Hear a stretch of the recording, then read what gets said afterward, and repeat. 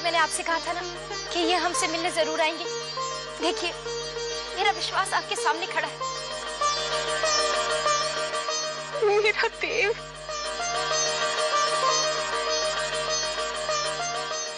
देव, हमारा देव वापस आ गया बेटा। देखिए माँ जी, आप सब लोगों को एक बहुत बड़ी गलतफहमी है। मैं देव नहीं, मेरा नाम अभय है। जहां तक मैं जानता हूं मेरा आप लोगों से कोई लेना देना नहीं है।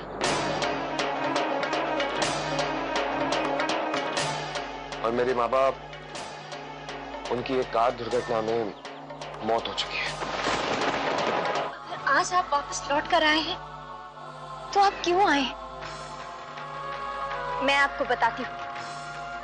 आज आप यहाँ इसलिए आए हैं क्योंकि आप ही मेरे पति हैं, आप ही इनके बेटे हैं और आप ही इन्हीं के भाई हैं। मेरा एक हंसता खेलता परिवार है, एक बच्चा है। हटिए, जाने दीजिए मुझे। नहीं नहीं देव, मत जाओ, छोड़।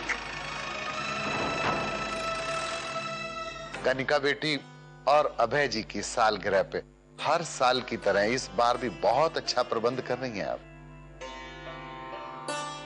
प्रणाम पंडित जी। जीती रहो, सदा सौभाग्यवती रहो।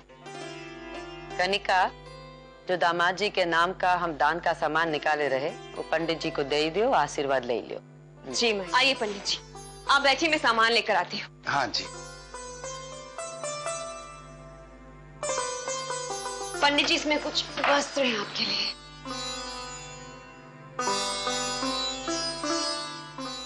क्या हुआ पंडित जी, आप कुछ कहना चाहते हैं? हाँ बेटा। कहिए ना पंडित जी, क्या बात है? दरअसल बात यह है बेटा कि आप दोनों की कुंडली मैंने बहुत ध्यान से देखी है। आपकी कुंडली में शादी का योग ही नहीं। ए पंडित, तुम निकलो इधर से, तुम्हारी दक्षिणा घर पहुंच जाएगी।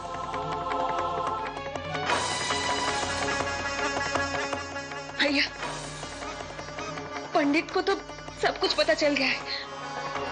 अब क्या होगा अगर उसने किसी को बता दिया और अभय का सच और मेरा झूठ सबके सामने आ गया तो मैं क्या करूंगी? अरे छुटकी काहे परेशान हो रही है? देखा नहीं कितना भयंकर तरीके से डराए हैं उसको। ससुरा मरते दम तक अपनी जबान नहीं खोलेगा वो पंडित। और वैसे भी उसको सिर्फ शक है। आपने उसे धमका कर उसके शक को यकीन में बदल दिया है। 5 साल पहले भी आप ही की वजह से मैं इस मुसीबत में पड़ी थी। बर्बाद कर दी आपने मेरी जिंदगी।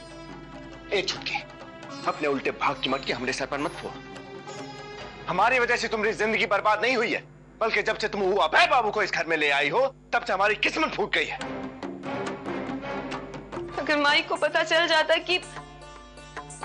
कि मैं किसी छोटे जात के आदमी के बच्चे की मां बनने वाली हूं तो वो मुझे मार डालती। इसीलिए मैं हॉस्पिटल से उस आदमी को, जिससे मेरा कोई रिश्ता नहीं था, मैं उसे अपना पति बनाकर ले आई।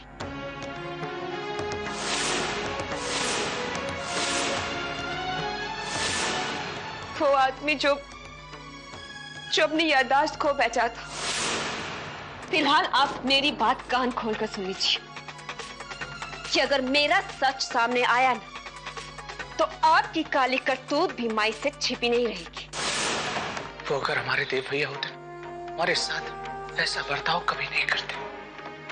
बिरजू भैया, ये पहेली आज नहीं तो कल जरूर सुलझ जाएगी। जिस तरह से हमसे दूर रहने के लिए उनके पास कोई ना कोई कारण जरूर है, वैसे ही उनका हमें ना पहचानना, इसके पीछे भी कोई ना कोई वजह जरूर रही होगी।